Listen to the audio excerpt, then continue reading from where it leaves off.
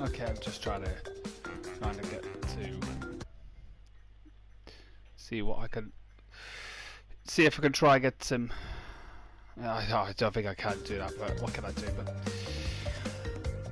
okay, folks, welcome back to Crash Bandicoot N.Sane Trilogy. It has been a bit of a time since I got back to this because of a few weeks because of the recent events of what is happening with the world right now. But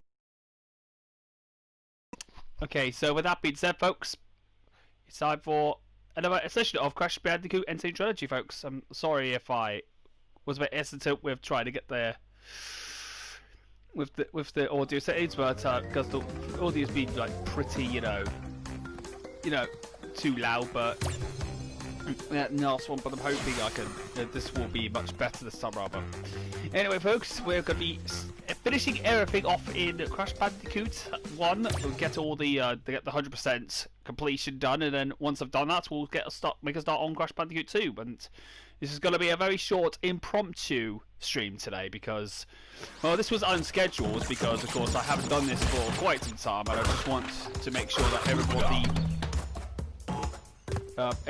is basically wants me to see me, you know, go back to playing this. So I've had a pretty successful first one, but even though there was too much fail on this, but you know what? I think it's about time we decided to get on with it. I haven't been able to get on to my YouTube page with my broadcast yet, so we'll just have to. I'm just going to try and turn off the whole thing. So anyway, folks, the reason why I'm backtracking is because I got all the coloured gems, and certain stages require certain gems. Like this one, the first one, you have to have the green gem in order to get the boxes up there. Right, and I've also been practicing on Crash Bandicoot 2 and been able to get the footage for the review, but apparently, unfortunately, I've been failing quite a lot of that one as well, because out of all the games, Crash Bandicoot 1 is considered the hardest of the lot. The reason being, well, we'll get to that when we get to we'll get to that when we get to that game anyway. So yeah. Okay, so we're gonna go and get all the gems that I couldn't get previously because unfortunately I have to make sure that I get the correct colour gem, the corresponding colour gem in order to get it. I missed 3 boxes because I couldn't get the gem that requires me to get the box gem on stage. So the reason being, I managed to get 3 lives out of it. Well, sadly though, Torn has still been kidnapped by Cortex, even though I beat him last time. You know, I think he basically rose from the dead, so he gets revenge on me. But again, I'm pretty sure this is going to make sure people are going to be making a lot of assumptions that Cortex basically, you know, rose from the dead from his grave, like in the land of the living dead. Okay, so we got the next gem. Alright, so that is it. That's the gem. I got the gem. Alright, so we're off to our next one. The Great Gate, which of course is another gem that I can't get because of I needed another a different colored gem this time around. Okay.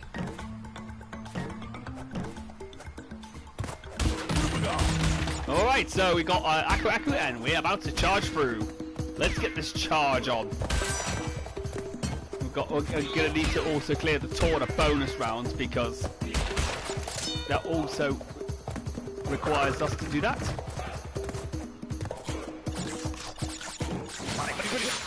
I think the real reason why I went back to N.Sane Trilogy was because, well, initially the game's loading times were pretty bad. Mostly because the game had so much loading times that oh, you've got to be kidding me! How did that happen? I basically jumped, he bit me, and then I managed to, I couldn't even move. I stopped in midair for no reason because I think it's the piranha, I think it's the Venus flytrap that was being bad. Bruh, get out of my way, Mowgli. that was embarrassing. getting a Venus flytrap to bite me and then stop me dead in my tracks. Right, there we go. That's that done. Alright, so with that being said, let's go.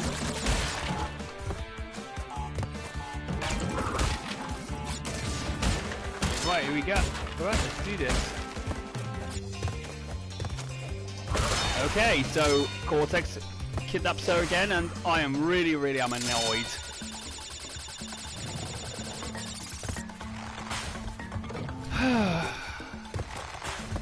Alright, so unfortunately the reason why I couldn't get the gem last time was I needed another coloured gem. Basically, in certain stages, you need coloured gems in order to get certain gems in this game. Fortunately, though, because I got all the coloured gems last time, and I managed to get both, and I'm also going to be doing. Oh God, you gotta be kidding me! Of course, the jumps in this part are absolutely insane. There we go, that's it done. The reason being is I couldn't even get all the boxes because the fact that I had to get those extra life.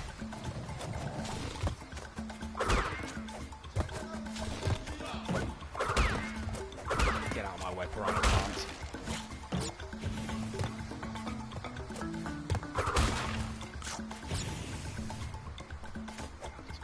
Be extra careful here, because of course the checkpoint is back at the temple.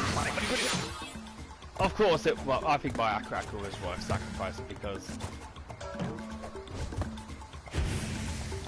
of course there was all these, you know, hard things, all these, you know, fire things to go through. Oh, come on, please! And these kind of remind me of the spike pillars in Super Mario. My God, were they terrifying. The spike pillars in Super Mario World were absolutely, like, really, they really look like something from a horror film. Right. Two boxes there. You got one box. Wait a minute, I'm missing one box. I don't know where it went.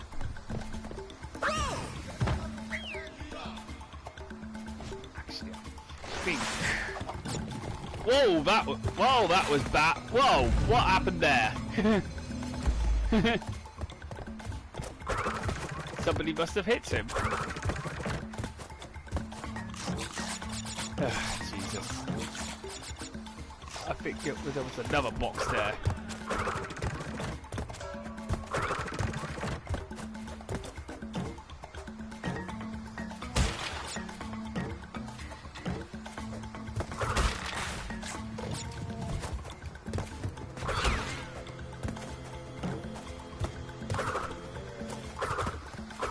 Oh yes, of course. If you actually hear the background, you can actually hear some of the, you know, the music track was actually, you know, retained from the original Source song.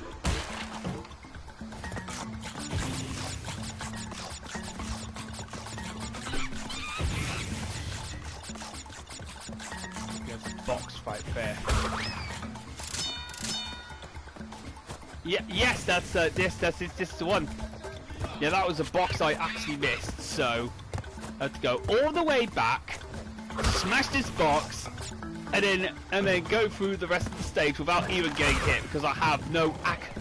Because I have to do it all without having Aku on my side, which is kind of, you know, something which really makes me nervous. This stage does. It makes me more nervous than ever.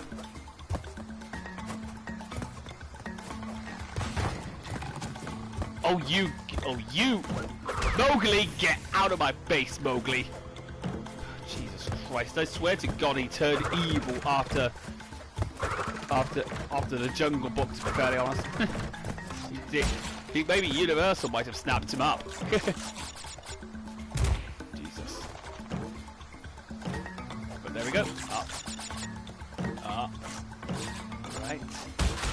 Okay, we got it. Right, we got the gem now. Whew, that was pretty big. Okay, so that is it. That's the gem. That's the gem done. So let's get on with it. Okay, so so next up we got is upstream. So we've got 3 more stages on the this island to go, and then we've got the next island's gems to clean up, and then afterwards there's then of course there's Cortex Islands to finish off. And then we've also got the 2.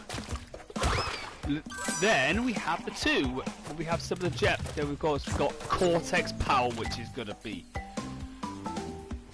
I'm not looking forward to getting Cortex Power's gem, and neither am I looking forward to fumbling in the dark. That's it, because everybody, the fumbling in the dark is without doubt an absolute nightmare of a stage, because that's probably the hardest stage in Crash 1.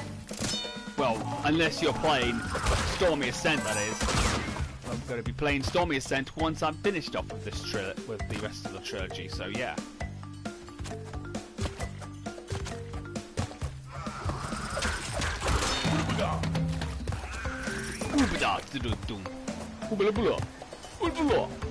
Oh god, I didn't want to do. Right. I've got to make sure the camera doesn't.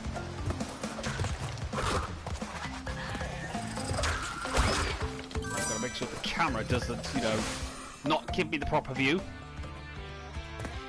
Okay, so I think this is it.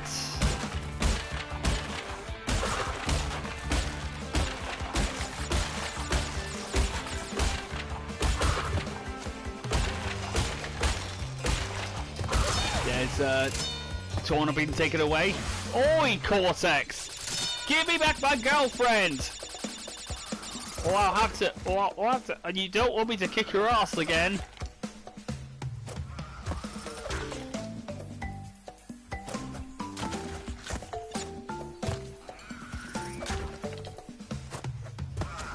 There we go.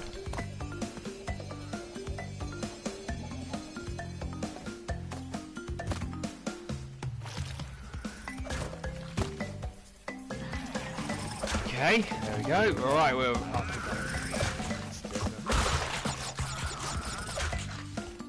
to wait until the comes back. Oh, just made it. There we go. Finally got it done. Oh, he pulls it out of his butt. I did some of the gems that required the whole levels, but you know what? Right, so with that being said, we're off to the Rolling Stones, based off one of the best bands in the world, except the fact that they have an absolutely unreliable lead singer. God, I cannot stand Mick Jagger, to be fairly honest, folks. I know I don't like.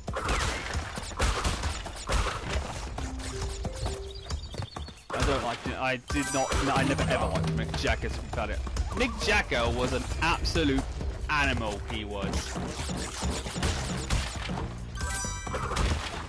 I think they added another, you know, box for the Bryu tokens.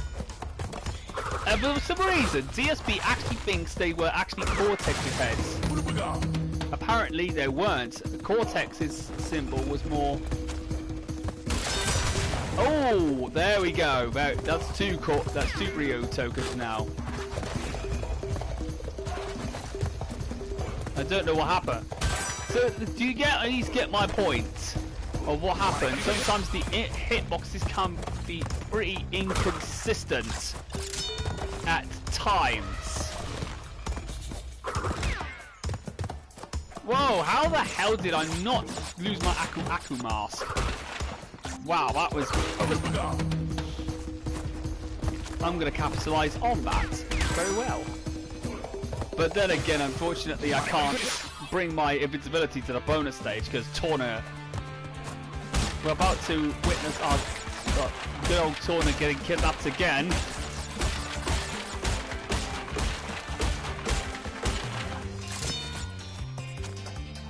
Okay, here we go.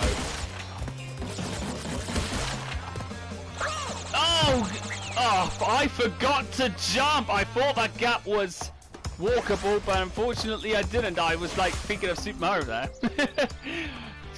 God damn it! Okay, let's try this again. But then again, you get small. You do get to try again. You do get to try again.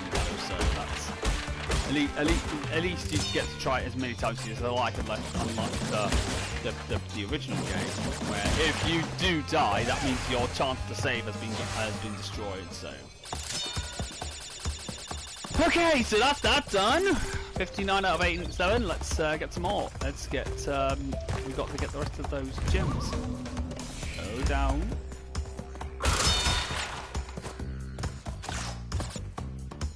Oh, look at that. That is quite the grumpy cortex.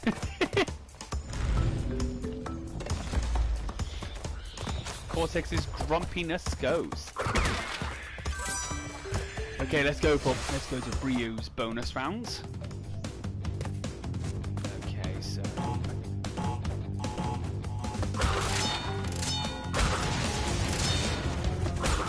right, better. All right, so oh god, he goes to explode himself again. Oh Jesus, this guy doesn't even. This is really bad. This guy doesn't even know how to take, defeat well.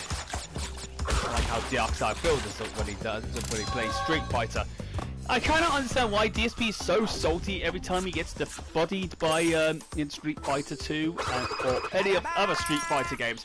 He thinks he's a pro fighting game player, but apparently he's not.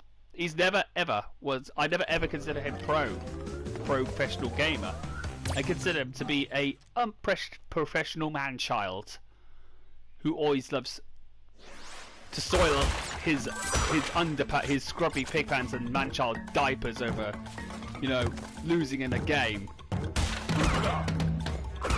So yeah, it's the reason there's reasons why a lot of people absolutely, kind of despise DSP, and I understand that while DSP. And there's also a lot of reasons why DSP does not even, he cannot even take, any kind of feedback on the chin, to be fairly honest. I understand that he is quite an angry person, but to take it out on anybody else, especially his detractors, sometimes it kind of doesn't really it kind of gives the wrong impression that DSP doesn't even know how to take the feedback on the chin. Like I myself, I'm gonna make a bit of a confession. I didn't really take feedback particularly well. I just didn't really like it being negative because it kind of made me feel a little bit more anxious and a little bit more, stressed. But then I learned how to take it on the chin, and I kind of like, I got better. Yes, that's right, I got better. Yes, I know sometimes I do, flip up because of, nervousness, because sometimes I let the nervousness kick in, but you know what? I do actually improve. I actually improve my my content. Unlike DSP does. DSP doesn't even know how to bother to improve his content. But to be honest with you, I think DSP always likes to soil his diapers anytime, and man-chop and scrubby pig pants every time he gets criticised, because he's always like, he's like saying, but please do not criticize me, dude. I actually hate criticism. Now suck my micro pee-pee. I despair about DSP. I just think DSP is just not even trying to improve his content, to be fairly honest.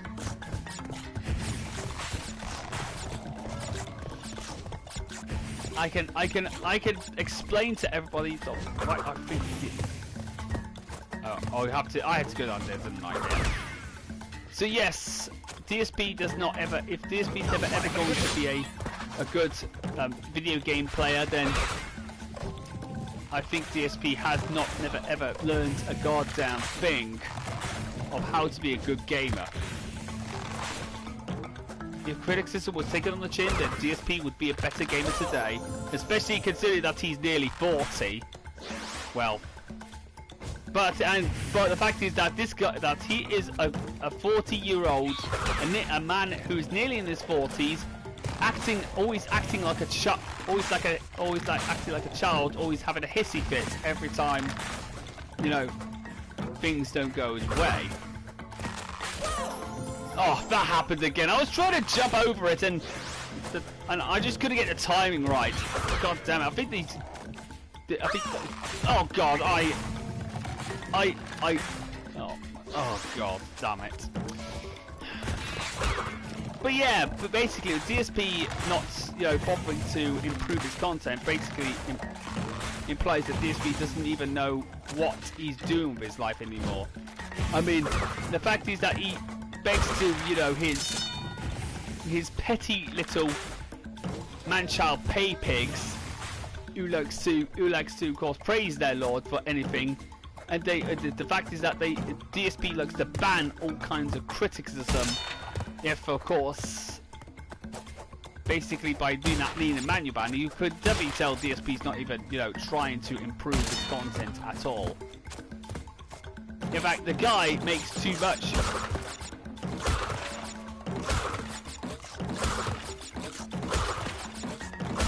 Yeah, I just don't want to say this right now.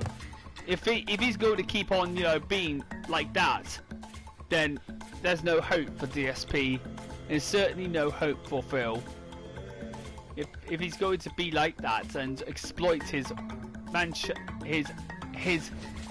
dopey, insecure pay pig fan base, I don't think that DSP. I don't think the future holds well for Phil. Because he's always going to be that. He's always going to be a petty, insecure loser for the rest of his life. He never ever exercises. He never ever goes out of his house to exercise, or unless it's for shopping for groceries, which is basically like that. And I cannot understand why DSP, you know, just can't, you know, why can't he just exercise on his day off? Why can't he just, you know, take the time off stream to do some exercise? And kind of like others, like, you know, Lightside Bill. Of course, he takes exercise by taking his dog Rocky out for a walk. Lightside Bill, yeah, that's right. And other detractors like myself, I myself actually go to work. Yes, and I do exercise every day so I can manage my, you know, anxiety throughout this, you know, COVID-19 lockdown, which has been like making me feel even more, you know, making me feel, you know, groggy a lot because of the fact that there's a lot of things going on, and we have all of our minds being occupied with kind of bad, well, lots of bad stuff, to be fairly honest. So that's where I draw the line on DSP, where I draw the line on how bad DSP is. He's always never ever exercising except for grocery shopping, or basically lurching about all over the place, to be fairly honest. Yeah, to be fair. Okay, I just want to remind everybody that I'm not going to do the time trials until I finish Crash 3. I'm going to do all the time trials as well. I'm probably going to do a separate stream series for time trials for Crash 1 and 2. Mostly because they're not necessary to get the 100%, you know, completion. So basically, Crash Bandicoot N.Sane Trilogy. In order to require the 100% for Crash 1 and 2 is basically collecting all of the gems, and as in Crash 2's case, all the crystals. Okay, so, but thankfully I don't have to do, you know, the high roads again. Thank God. Thank God. This is once I do, actually, I think the road to nowhere is a lot more easier compared to the road, the high road. The high road's more, you know, a lot less difficult compared to the second, compared to...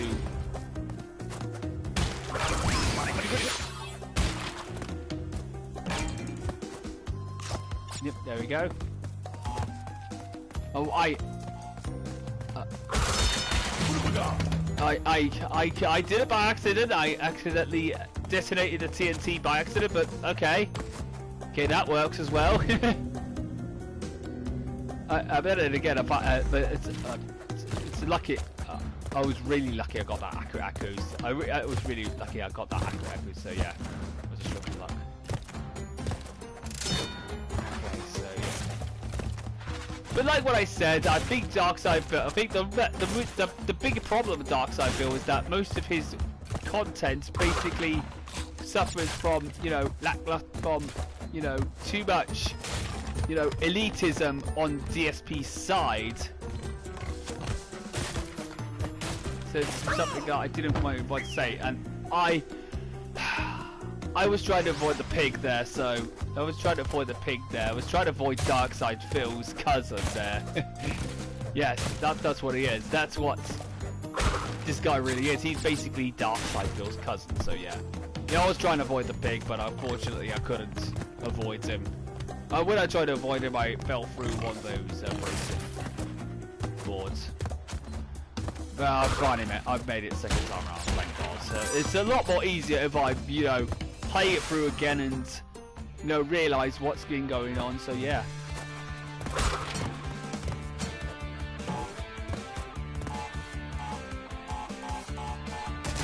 Okay, so I think I know. And the thing is, DSP thinks that he's right, especially when he thinks that anybody who gets video games early are shills. As you probably can tell, he's gone back to calling everybody unpaid shills again. Oh God, that was pretty bad. What on earth happened there? I was trying to jump on the turtle and I, for some reason, died, but anyway, DSP thinking that anybody who gets early games are shills, when in fact DSP himself has gotten free codes for video games. If you remember, last year he actually got free code for the let's see.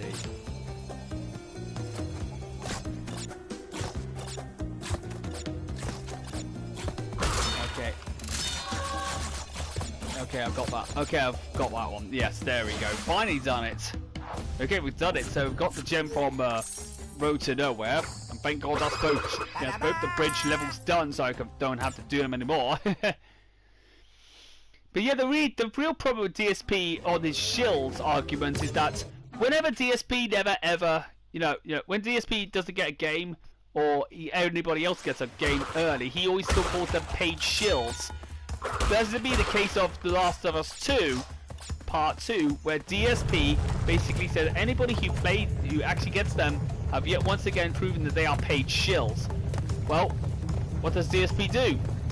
Does DSP look in the mirror and realise what he's done in the past? No, he never ever becomes accountable for anything that he says, especially when or any of his actions, especially when it comes to, you know, trying to get games early or even free game codes. If you remember last year, he had a free game code for Mario and Sonic at the 2020 Olympic Games. I mean, I played that game and it's not too bad. I mean, it may not have as much goodness as the other Mario and Sonic games, but I do admit that I do think it is an underestimated game. I do think the Mario and Sonic Olympic Games were pretty massively underestimated. Yes, that's right.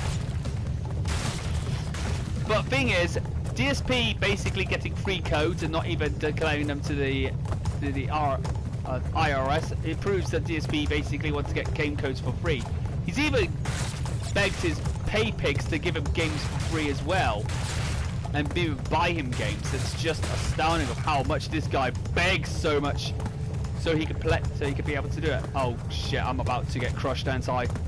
Oh, please don't get me crushed, don't get me crushed. Oh, thank God for that. That was a close call, wasn't it? So with that so the fact is, DSP doesn't even think, and the thing is, he just thinks that anybody who, I think I fucked up, didn't I? So I have to do the boulder dash again. The boulder segment again. Yeah, but the thing is, folks, if DSP thinks that anybody who gets games early are paid shills, what does that make him? Does that make him a paid shill himself because he gets paid to put on a vest? you know, an unwashed man-child vest that makes him look even more like a total boomer, a boomer simp, and a person who's always, a person who likes, you know, crying over criticism like an insecure, whiny baby. Because that's what it makes him feel like. That's what it is, folks. But it is what it is, folks, and we can't. I don't think we could ever change, you know, DSP. We can never ever change him that much.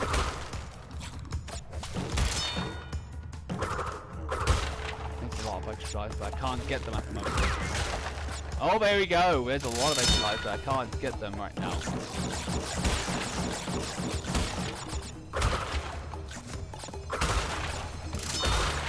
All right, so that's the gem, and we finally done Boulder Dash, but we get to the secret level of Island 2, which is, of course, Hog Wild. Or Whole Hog. No, it's Whole Hog. No, sorry, I did Hog Wild already earlier, so it's Whole Hog, yes. So for those who don't know, Whole Hog is one of 2 extra levels that you can get by, of course, clearing the Cortex bonus round in Sunset Vista and getting a key. Unlike Hog Wild. Oh god damn it! I tripped on the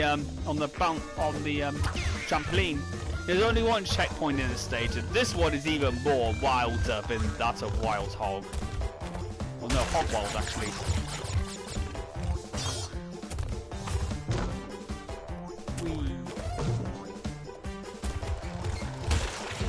And I have to also, yeah, in the original PlayStation version, the hit detection the hitboxes in that one were pretty weird.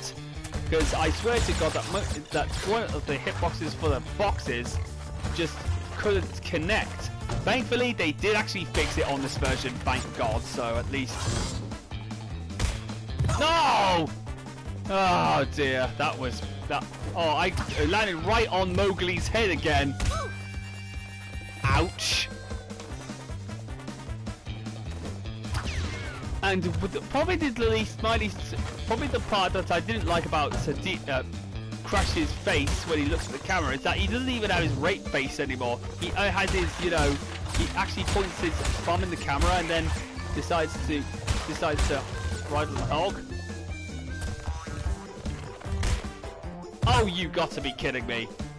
Ah, this is why it's harder than that of Whole Hog's more harder than the original. In Hog Wild, it's because there's a lot of because the villagers because they get a load of close calls, especially with that, and that definitely proves it. Okay, we got the gem, and we finished up with the second island. So we've only got 2 more gems left to go, and they are the hardest ones in the game. Especially the one that, especially in the stage that is considered to be possibly the most hated of the lot. So we're gonna go off to the next island, and let's not bother with Koala Kong, or Koala Bitch as I call him, because I hate him so much with a passion. We're going off to my least favorite level of one of my least favorite levels to get the gem on, Cortex Power.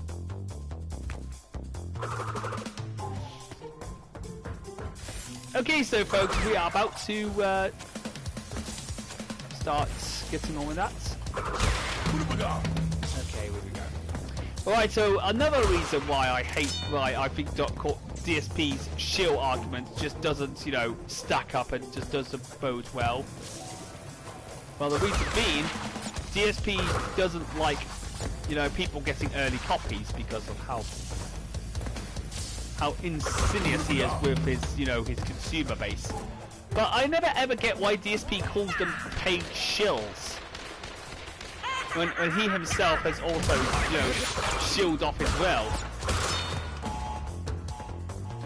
And basically DSP himself actually got free game. He actually got games early, like I think he got Mass Effect free early, I believe. I think he got Fallout 4 early as well. Yeah, I think he got fought for early too, so that's another game that he got, another card from Sin, and of course some of the codes for free from the company that contacts him with a code to get to play a code on a certain specific console or specific game. But yeah, this pretty much proves that DSP himself doesn't even care about his consumers. He's only in it for the money. If he hates the game, he could only drop it, but of course he has the satisfaction of not paying for it. But then again, DSP doesn't even pay for his games anymore. He gets his pay picks to pay for his games. And yet he doesn't even... And the fact is that he... And this is another reason. DSP also gets his pay picks to also pay him for his pay him for grocery money.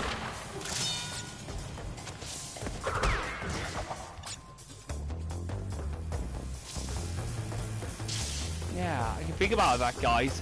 DSP basically pays him for grocery money, to be fairly honest, and that's not a very good. That's not a good sign for a mature adult.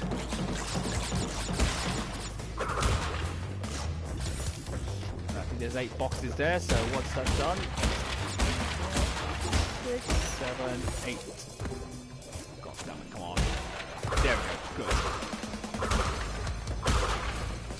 Done it in one go. Right, so that's perfect. So we've got one more stage to go. This is possibly the hardest one of the hardest levels in the game to get to, and this is the harder of the one of the hardest levels of the game, and it's none other than fumbling in the dark.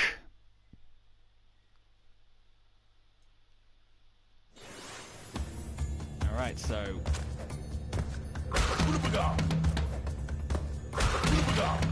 To get those boxes. Oh god, my computer's playing up. Let me just troubleshoot it. Okay, so one reason I'm a bit frustrated with my laptop as of recently, because here's one thing. My laptop's internet kind of conks out for no reason, even though I am connected to the internet. It kind of, you know, I have to keep, you know, troubleshooting it. You know, I was trying to jump. There we go. So the reason why I'm absolutely, you know, why my internet keeps disconnected is because, well, it keeps saying that the default gateway is not available. It should be, because I am connected on the internet, and why do I keep on disconnecting? But here's the thing: when my phone is connected, that means I am connected. They should give an unreasonable excuse to, you know, not to, you know, just disconnect me for no reason.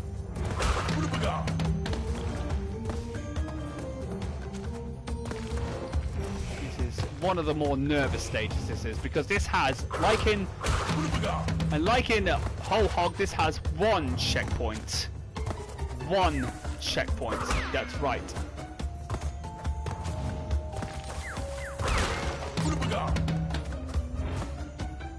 Did I get one? Yes, I got one. Got him.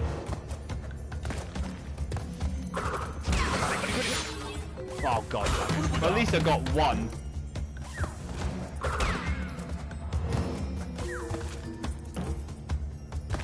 Oh, I got another checkpoint there. Thank God for that.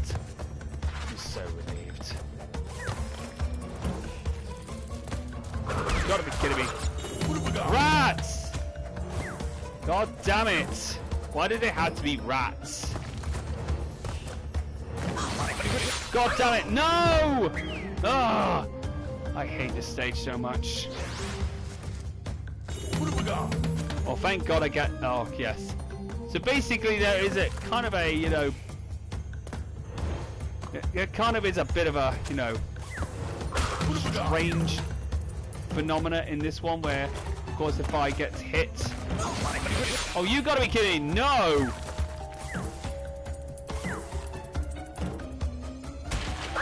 Oh! I was so close! Ah! No! Stupid bloody blind blade.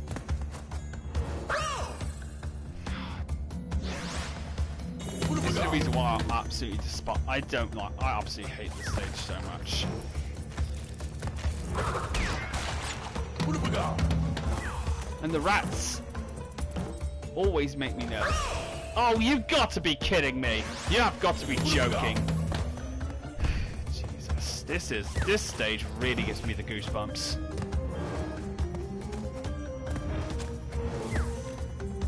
What have we got?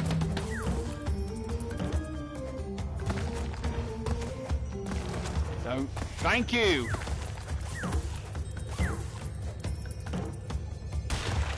Alright, we've finally done it. This was a pain. This stage, I have no lie, absolutely hated. I hated this stage in the original, and I absolutely despise it right here. But at least it's not as bad as, of course, Stormy Ascent, but we're going to do that at a later time. I'm going to do Stormy Ascent at a later time, but with that being said, folks, we're about to see the best ending. We're about to see the 100% ending, which is the non-canon, or the non-canon ending, as it's known as.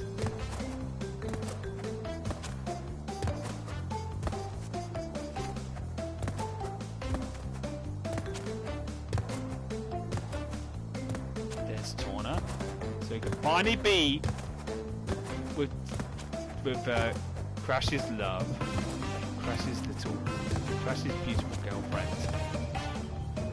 Alright, here we go.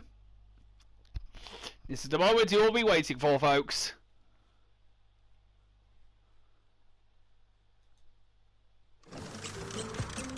Here he is. Whoa! Oh, she's seducing him again. There we go. Here we go, and then Crash Bandicoot decides to go. And then she's about to kiss him. Whoa! Oh, he's underneath. He's underneath Torna. Alright, so Papu sold the ruins of Cortex Castle to a resort developer. He then proceeds to open a big tool shop on the island. After intense therapy and 8 years of higher education, Dr. Wu went on to write the well-received book, Through the Eyes of the Vortex, a study of rapid evolution and its consequences. Koala Kong moved to Hollywood and landed a motion picture deal of universal proportions. Currently, he is working with a speech therapist to improve his diction. Yeah, like as if that's ever gonna happen.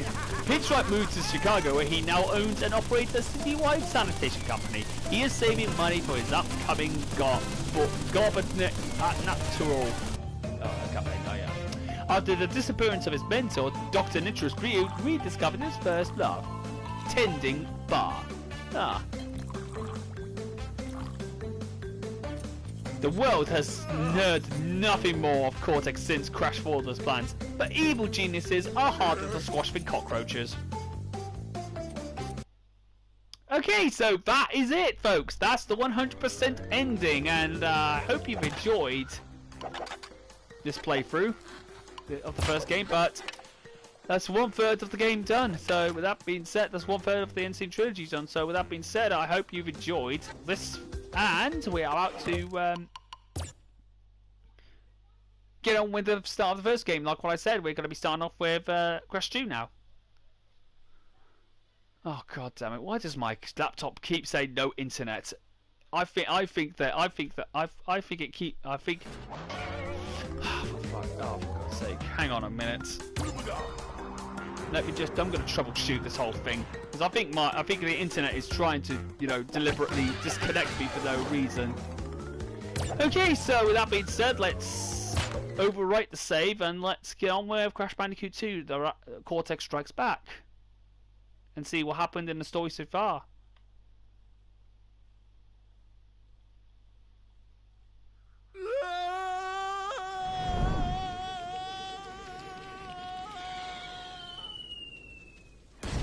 Oh dear, what happened there? Here we go. Let's see what he has to say.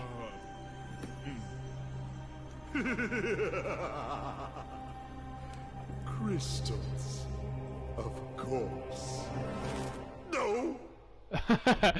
That was pretty big, wasn't it? Okay. But Dr. Cortex, to reach full power, we need not only your master crystal, but also the remaining 25 slave crystals from the surface. How do you expect to retrieve them when we don't have any Earthbound operatives left? You fool! Do you think I'm unaware of the situation? If we don't have any friends left on the surface, then we'll need to find an enemy. Wow, that's evil. Crash! Crash! Crash! My battery is fried. Make yourself useful, big brother, and bring an extra battery for me. Yeah. I might as well say that, Coco. Okay, so you got to be honest with you. I think Coco really loves to take her laptop around all the time. So yeah, that's right. So ladies and gentlemen, folks, this is basically Crash Bandicoot. So we're now back in Crash Bandicoot 2. So this is where, of course, we are introduced to the more familiar, the more better, parts of aspects of the game. Of course, the new abilities like the jump, the crouch jump, the slide jump, the crouch, and the slide. There's a lot to be absolutely.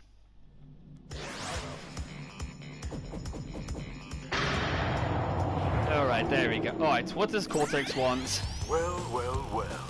If it isn't Crash Bandicoot, welcome. I apologize for the crude means used to bring you here, but I'd rather expect a written invitation would have been turned down. I need your help. Surrounding you are a series of 5 doors. Through each door lies a well-hidden crystal. The crystals look like this. Bring me the crystals, Crash. That is all I will say for now. We will speak again. So with that being said, folks, we are about to start off with the first level of the game, Turtle Woods. And the reason being, well, here's the reason. Now, in terms of structure, it's a little bit better. The levels are a little bit more, bigger than last time. But this time round, you get to collect crystals for Cortex. So yes, this is what happens, folks. Basically, what happens is that Cortex wants to rule the world. We want to help Cortex gather the crystals that they scattered across the whole of the Earth. Now, there's 25 levels. Includes 25 crystals. So the reason being, folks, is that the crystals are basically the collectibles of this game. So yeah, that's definitely something that we would like to do. So yeah. Alright, so let's go down there. I forgot that there was, of course, a secret area there. So yeah, yes, in terms of Crash Bandicoot, there's a lot more going in it. Like secret areas, there's of course gem routes like the last time, but of course there's also a brand new kind of route that we are about to experience a little bit later on down the line. So yeah, that's that done. So yeah, we are about to. Yeah, to be very honest, I'm more, kind of used to the the more floatier nature of Crash Bandicoot 2. Mostly because the fact is, the initial game is easier, but in the N.Sane Trilogy, however, it's a different story altogether in the N.Sane Trilogy. We'll find out much later on in the playthrough. So in terms of difficulty, it doesn't start too bad in terms of difficulty in the first few levels, and at least it's a lot more, and at least the game itself starts off, pretty simple, just to get everybody going with the new mechanics that this game introduced. But instead, So yeah.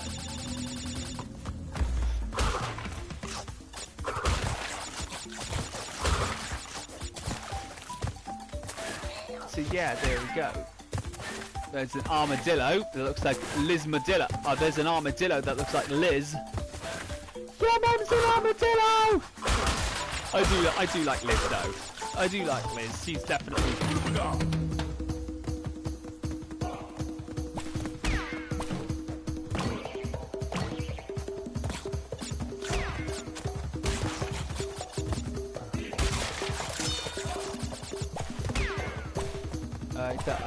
Okay, so of course, folks. You know what I'm gonna do? I'm gonna upset. You know what I'm gonna do? I'm not going to collect the crystal. Why? There's a secret scene where if you don't collect the crystal, then Cortex gets upset. Kind of gets a little upset and a little annoyed. Right, so we're gonna get the clear gem first, and we'll be able to find out what he has to say. Jesus, my. Alright, got the gem. And this is where we are introduced to the Crash dance for the first time. Uh-oh. What does Cortex have to say? No, Crash. To save the world, I need crystals. Crystals! One more time. They look like this. Crystals, Crash.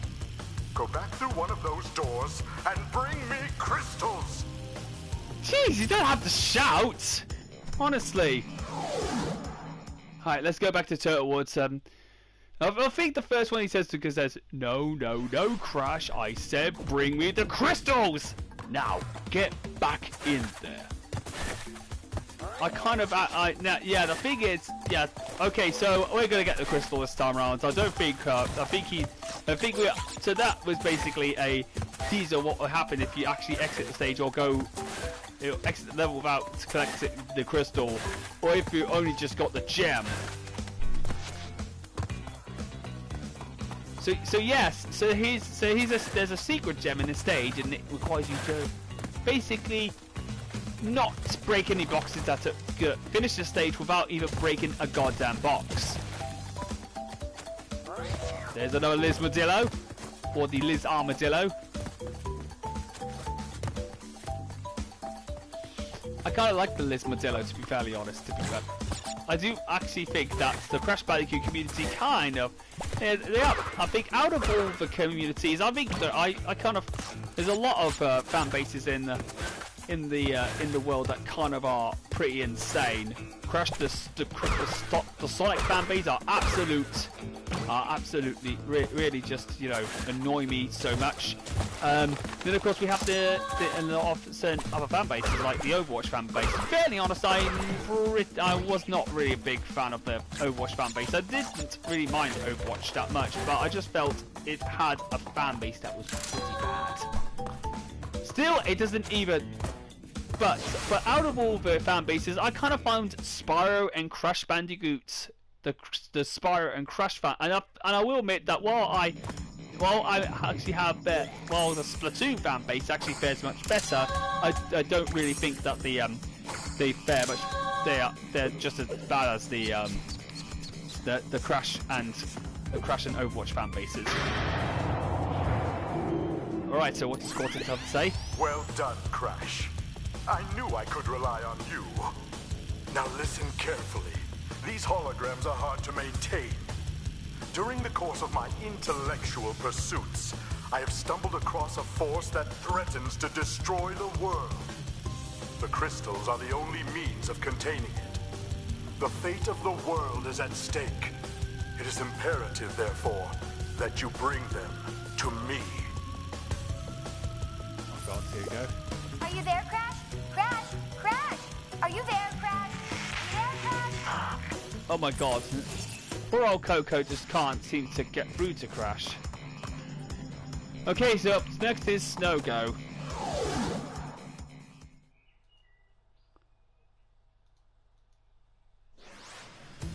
Okay, so with that being said, however, folks, that's when happens when he got the crystal. That.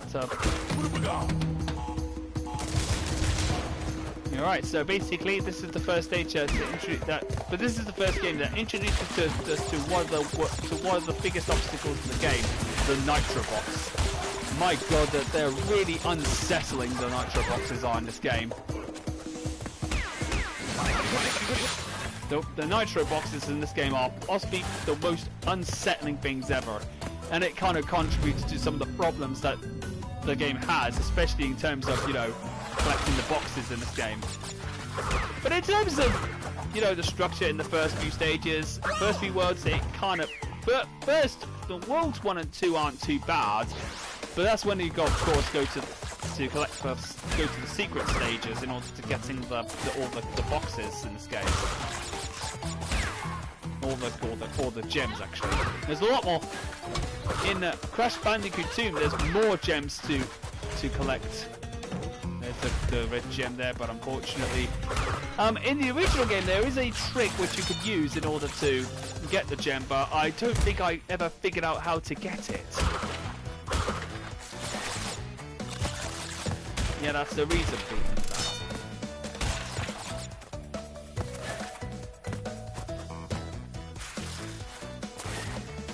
Oh God, I did. Oh Jesus, that was pretty bad, wasn't it? Okay, so we'll try again.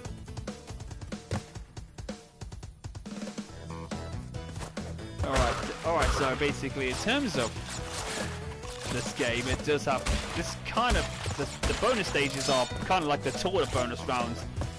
Once you can finish them, you have to go and you keep all the boxes in your tally, and that goes straight towards your end tally in the game, in the stage. Complete them.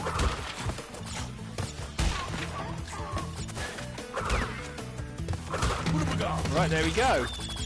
So because Crash Bandicoot was a step forward compared to the original Crash Bandicoot, they were able to fit in a lot more new animations, but Crash Bandicoot N.Sane Trilogy definitely kicks it up a notch, considering that the technology is a lot more advanced compared to the PlayStation era. I think they came a long way compared with technology.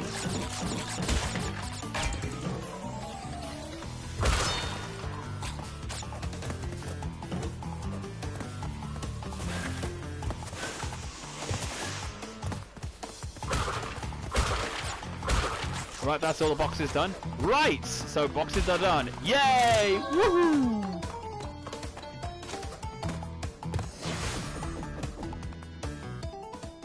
Alright, so that's that done. Okay.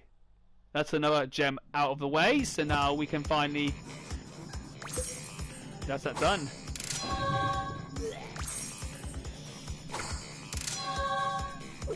Okay, so I'll have to cut the stream because I got dinner. I'll be down.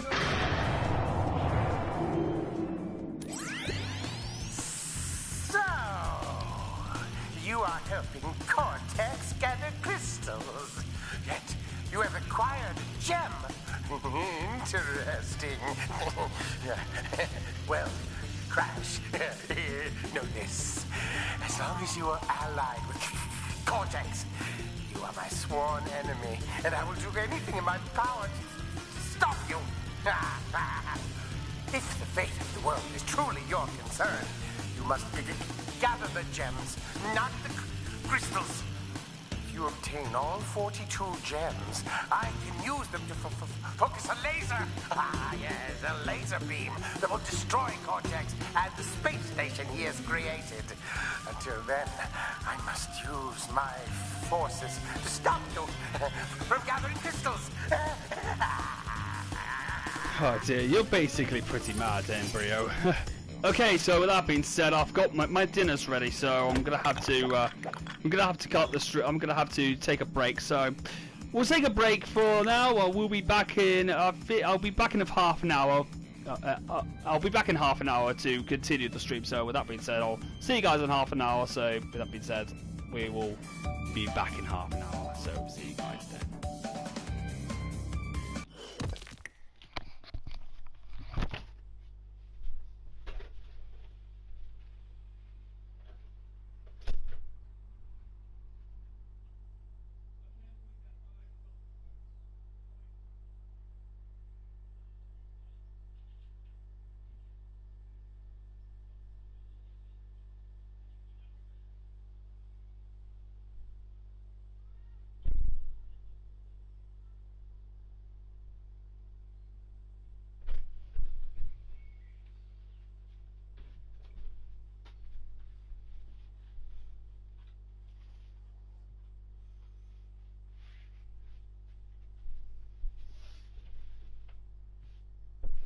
Okay, alright, everybody, okay.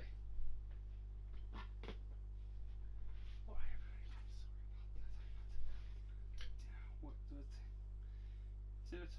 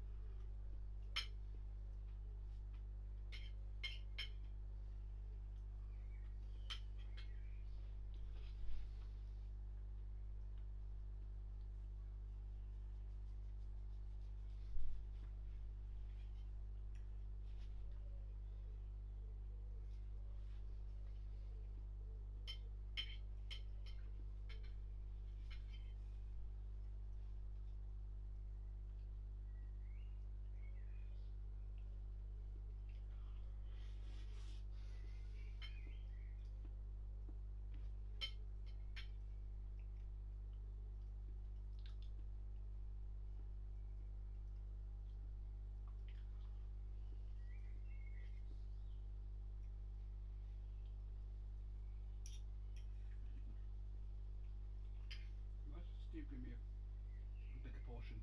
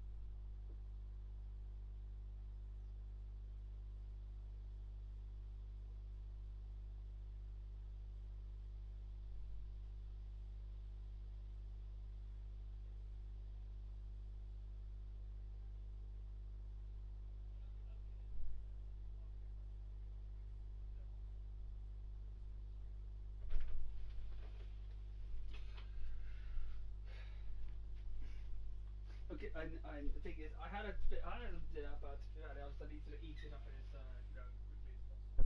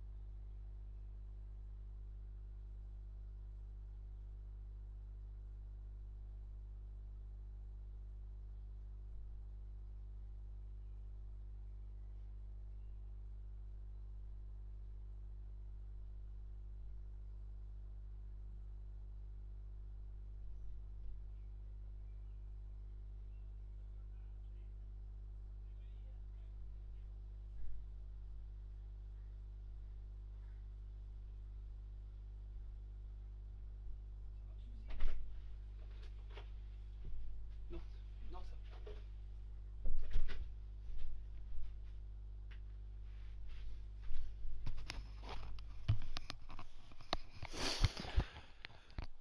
Okay, folks, I'm back. I am back after having my dinner. I had just had some dinner, so basically, now that I got my dinner done, I'm about to get on with the next stage. Hang 10, Hang 8, as it's known as. And this is a level where we have to go to the finish line as soon as possible.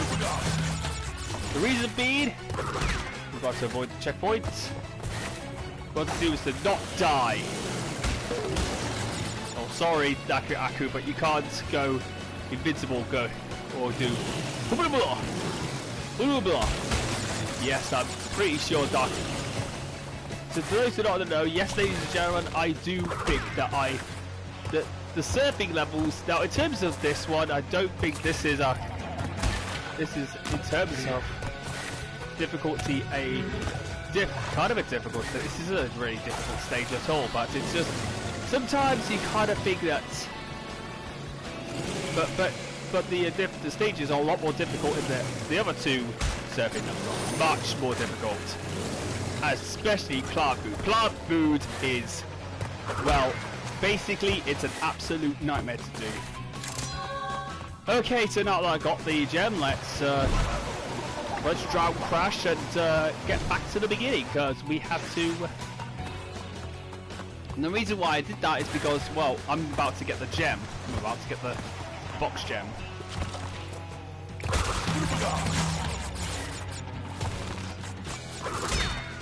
Alright, there we go. Right. Now we can be able to get this stage done properly. As this.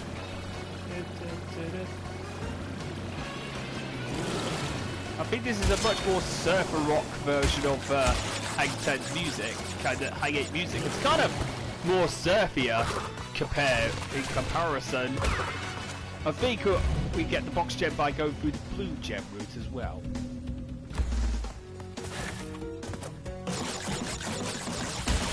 There we go. Oh, damn it! I forgot to jump, didn't I? Oh dear. Okay, so folks, I'm going to end the stream. This is going to be a shorter stream because this is an impromptu stream. So yeah, once I've done World 1, I will be able to end the stream, and I'll be back on Thursday. For this week, it's going to be on a Thursday because I'm off. Because I'm busy on Thursday. I'm busy on Thursday. So I'm busy on Friday and Saturday. So Thursday, our main stream is. So I will be able to continue this from where I left off.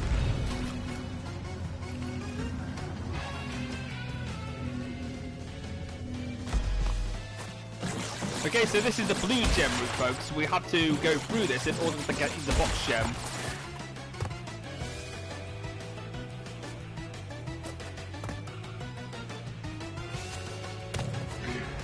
Okay, so basically, in terms of the gem routes, they're not changed as much, but most of the times they either have just a gem, or maybe they just only have, or they have boxes in order to.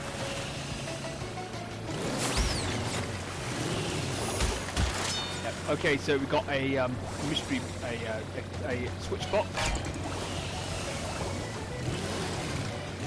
Right, let's get back. So basically, this has a special gem and boxes to get box gems. So at least I'll be able to do.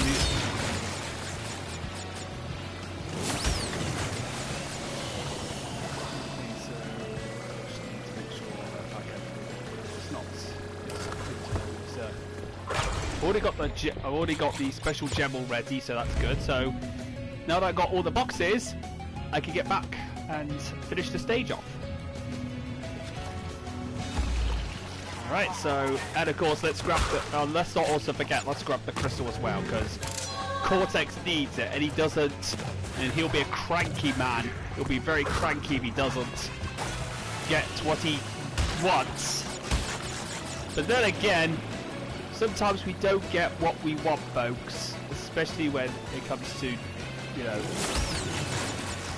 when it comes to anything. And sometimes, you know, sometimes I kind of wish for a diverse world, but sadly though, the world has always been, you know, divided for the worst, and sometimes the worst of it happens, especially when diversity and equality gets to play. So it kind of makes me upset, because the world, where there's a lot going on in the world, and I'm absolutely think my thoughts are going towards the people who are being oppressed by, you know, the authoritarian governments around the world. And to be fairly honest, I sympathise more with the protesters who are protesting against the oppression of human rights. What does Cortex have to say this time? 3 crystals. Not bad. I see you are getting the hang of it. I need to conserve power. I will communicate with you again after you retrieve the 5th crystal.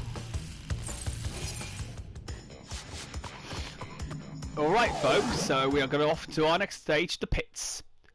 That's what of course the whole world is going to, the pits. The bottom of the barrel, due to the lack of diversity and human rights that this country has gone through. But anyway, okay, so with that being said, let's have a bit of a chat with what's been going on in the world. Well, with the game, with The Last of Us Part 2's coming out I I believe it's this Friday. I think it's either today or this Friday. I believe it is. If it's, I'm not quite sure if it's today or if it's or Friday, but I kind of forgot the release day. I might have to look into it. So yeah. But the controversy involving Naughty Dog with the recent leaks and the fact that there has been a lot of people, you know, boycott it, calling for a boycott. And of course the fact is that. But what? Now I understand why people are kind of upset, because the game itself kind of has a controversial leak, even though I have to play it to believe it. But in recent times, Sony has been given a rather bit of a boycott, because they actually, you know, they are supporting, you know, protesters who are part of the Black Lives Matter whole thing. You remember the, you know, the Black Lives Matter protests are still happening because of the death of George Floyd. Well, sadly though, some people think that I'm, you know, that I am basically sympathising with the looters and rather than the protesters. I'm not. The video that I did about, you know, about how bad hate crime is being, you know, been going on. I just think that I had to say it because I am absolutely sick and tired of, you know, a lot of people being unable to get along with these, with anybody who's different compared to the rest.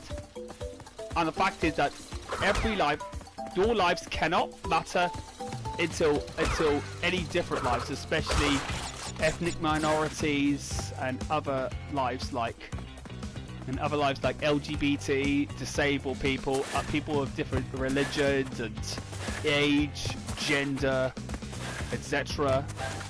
Though everybody has their own choices, right? But sometimes disability is never a choice, because sometimes people are. But in terms of disability, it's because people either are disabled through no fault of their own, because of, you know, accidents or because of how they were since birth. And I just want to say this right now, folks. Disabled lives and different lives do matter, especially what we are born with. We have to be, you know, respected the way we are. We can't, you know, just say that one group is what we hate one group after another, because the fact is that but here's the thing, I do not want anybody to hate on, you know, a specific group of people because what they are. I have to make sure, I have to let anybody, you know, I don't like, oh god damn it, I missed that, I just slipped off. Some people think I should let people segregate. Well, I kind of was wrong with the words of my, you know, my recent Squid Talk Hour episode talking about how bad racial hate crime has become in the world, and especially in the United States. I have to make sure everybody the whole world needs to be a diverse atmosphere. The whole world needs to believe in equality, to believe in human rights, to believe in people who should have those human rights. Everyone needs rights, and I'm pretty sure that it doesn't apply to just a privileged few or the fact that there's kind of a supremacy involving a certain one race, which I'm not going to go into because. But then again, it's been pretty bad. It's been pretty horrific just to see all this happen in the blink of an eye. It's so horrific, and I do not want, you know, the people who I know online or in real life to be like that. Like what I said, I was never ever raised to be a racist. I was never raised to be a bigot. I was never ever raised to be homophobic. I was never ever raised to be a bad person. I was raised to be a person, a welcoming, polite individual who likes to welcome anybody, just no matter how different they are. And that's the same thing with my family. My family might have a difference of opinion, but sometimes I just want to, you know, But the thing is, I don't want to argue with my family too much in case it just alienates me from them. But you know what? But sadly, though, that's what led to a lot of people just felt that poor old, and that's what happened to Jeremy Corbyn in the election last year, because he lost to the Tories because a lot of people had the belief that they wanted to get Brexit done. But the thing is, they were only doing this to deliberately. But the fact is that Boris Johnson, the Prime Minister of the UK, wanted to get Brexit done so that he can deliberately, trample on everybody's rights, including their human rights, to trample on food standards, UK consumer rights, to trample on the NHS, which is our health service, by the way, to of course privatise it and sell it off to the American companies, of course mostly owned by Trump, or even owned by other companies such as Virgin by Richard Branson, or Pickleface as I call him. But here's the thing, I just think that Brexit has been an absolute shambles since the day that we voted to leave the EU. It's an absolute disgrace. I know people say we have to leave the EU because of the bureaucracy, but we basically left the EU to become a worse utopia, to become an even more racist state. That's what happened to the UK. They didn't even care about a style Brexit that was similar to other countries like Norway. No. It seemed like the Tories basically soiled their nappy. They basically soiled their aristocratic nappies until they got what they wanted. I believe they finally got it. Basically, we are all fearing the worst.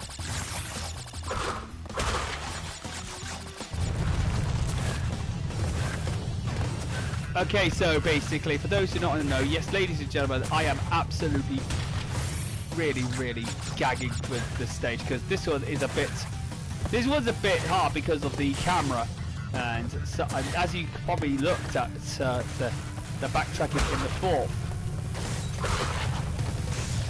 The backtrack. Okay, so have we got it? Yes, I got it. Just done it in time. Jesus Christ, that was pretty nerve-wracking, especially the bonus stages of Crash Bandicoot 2 are a little bit harder, mostly because the camera is a lot more closer than the original. I think the camera is a lot more closer than the original version of Crash 2. So I think I got all the gems in tier 1 except for the red gem, which we have to do via a special walkthrough. Alright, so to finish off, we're going to defeat Ripperoo, which is the second. But unlike his original boss fight, this is a lot more easier. This is a much more simpler boss fight. You have to make sure that we avoid the TNT explosions and the nitro, and avoid stepping into nitros. What are you laughing about?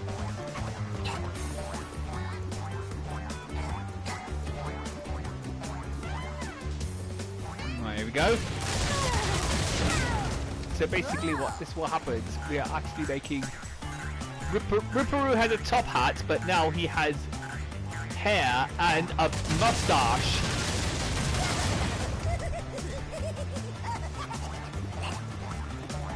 And he's now a professor, apparently. He's now basically Doc Brown. He's basically a lot more of a more insane version of Doc Brown. If you can definitely tell that.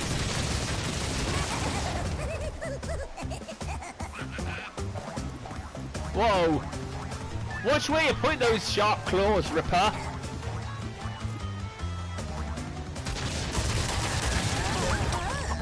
Alright, there we go, that's that done. And of course he's out of that straight jacket. Poor old Professor Roo is out. Professor Roo is out and down and out. Right, so that's that done.